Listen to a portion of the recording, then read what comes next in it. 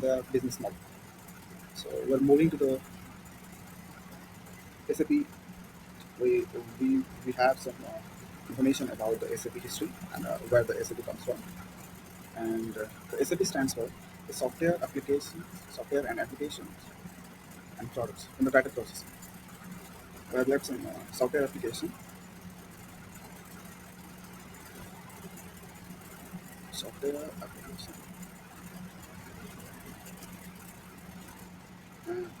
and data processing. This is the full form of SAP. SAP stands for software applications and products in data processing. It is an ERP application like the small companies are using nowadays. The Tally, Tally has a different version running in the market.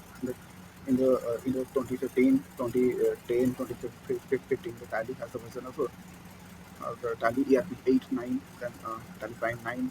Okay, so as as the Tally has a different version in the market, such as the ERP, the SAP has also different version in the market, and the upper upgraded version are are having different features.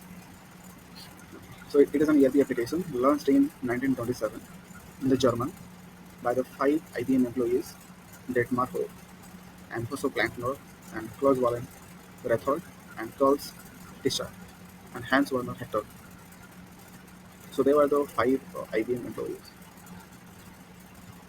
who were working for IBM company. IBM was a software company. They were working for the IBM in 1927. They left the company. They were the employees and they left the company and started the ERP business, SAP. In 1972, after 1 year, the company launched its first financial accounting system with R1. R1 means Architect 1. Okay, R1 means Architecture 1.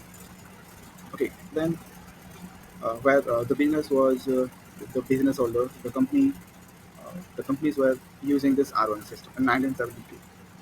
Then after a couple of years, in 75, the company launched its new material management system. The material management system is the second module of SAP, where all the transactions related to the materials, the warehouse management, the distribution channels, and the inflow and outflow.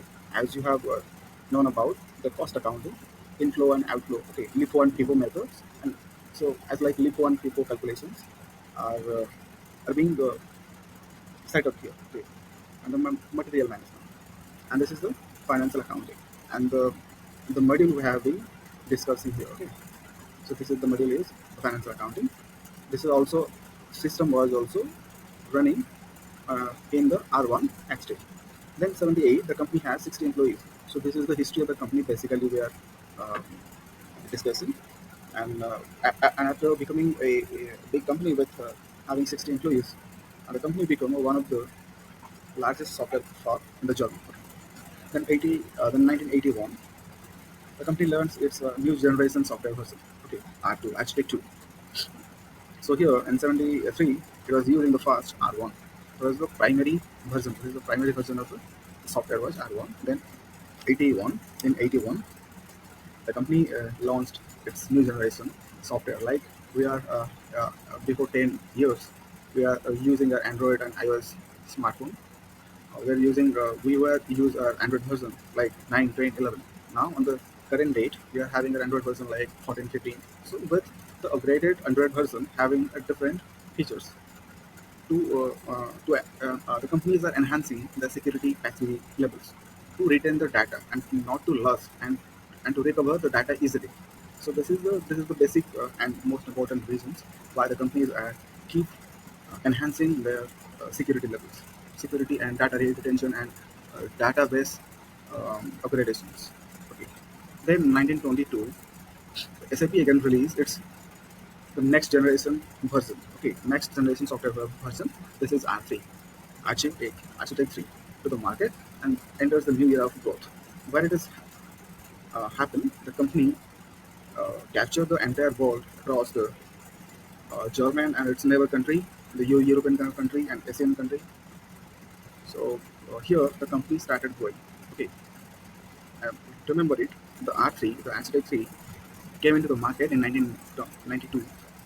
where architecture is for three stage and for three house of development, three house of developing this new generation software. And this three actually three layer is described. One is presentation layer, second one is application layer, third one is database layer. So, what is happening in three database? The first database, its presentation layer, is only for the is only to see the data entry result. It's only to see the data entry result by providing the graphic screen to the user, where the user will enter the data and can see the entered and information in the ERP software. And the ERP basically provides the graphical information to the user. Then the second layer is application layer, where the data are being processed. So whatever the data is entered by the user, it, where it will be processed. Like one user entered one data, 10 plus 20. Here the data will be calculated. I mean, here the data will be processed. Like the result is 30. Now the process data is application layer, where the applications are running in the background is application layer, where this data will be stored. If the user wants to store the data, it will be saved. It will be stored in the database layer. What does the database layer provides, and how it works, and what are the uh, how it how it works in the real time. This is the database layer. Features is to store the data and to provide the information with the result to the application layer. Then the application layer will provide the data to the presentation layer. So this is the interchanging transactions are being run in this R3 architect. In the R3 architect, I want to mention the R3 architect. The one point is here. The three houses here. What are the three houses? One is the development house. Second is what? This is the one. I want to demonstrate you with the result, demonstrate you with the information. One is the development server, second is the quality server, okay, and three is production server. Okay, so what are happening in this development server, and what is happening in this quality server, and what is happening in this production server. This development server, what has happened in this development server? As we know, there are three users in this in every ERP business model. The user is the users are one is technical, the technical, the technical user. Okay, then two is functional user, the technical consultant. We can see it, the technical consultant.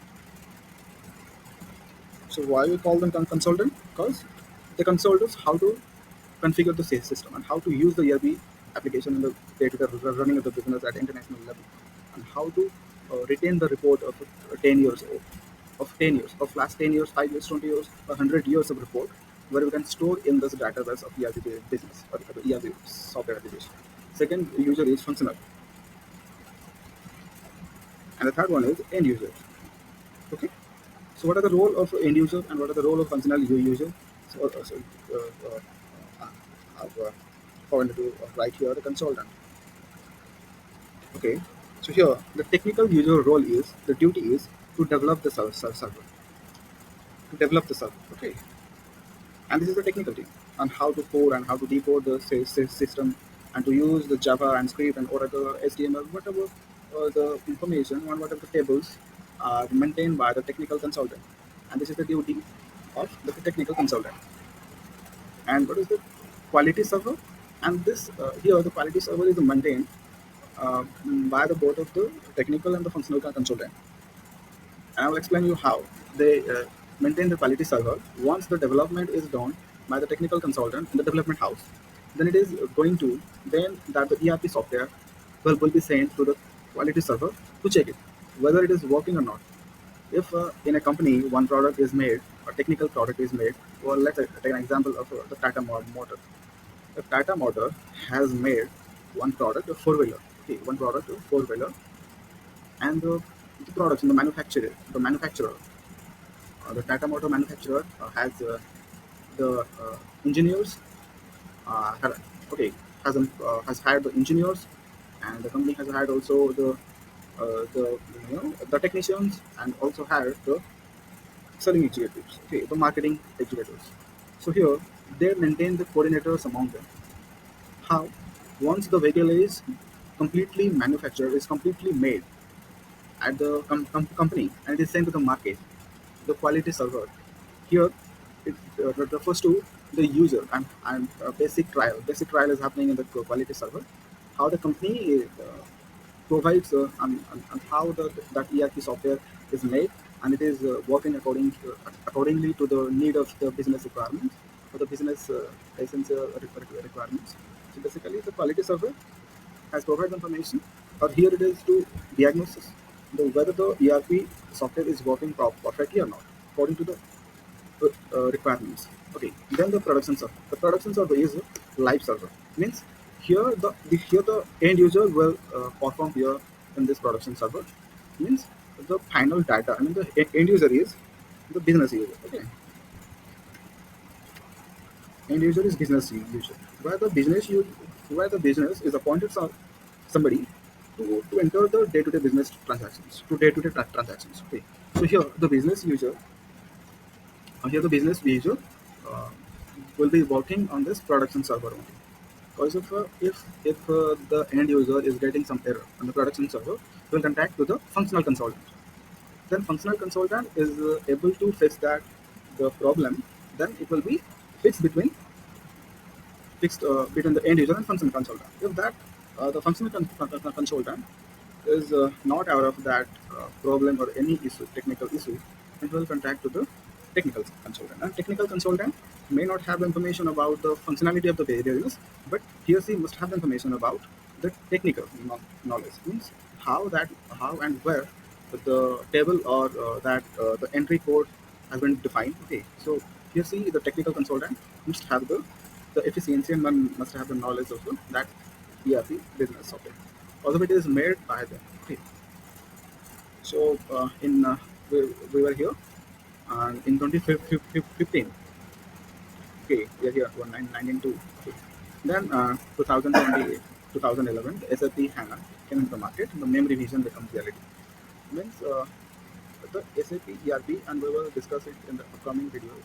How the SAP ERP runs in the background. Okay, but how the SAP stores its database and where it stores it's a database. Okay, and in 2015, the SAP S/4HANA, the next generation of enterprise software, with a new business suite. Like you may have heard about the Microsoft suite as my Microsoft suite. The SAP also, SAP does have also the business suite application. It is for only the business purpose. Okay, to run the business in the proper way and to generate the information on the conditional basis, on the requirements, uh, on the basis of their need. And then 20 onwards, the CEO of SAP is Christian Klein. Okay, remember, on 20 onwards, the CEO of the SAP is Christian Klein.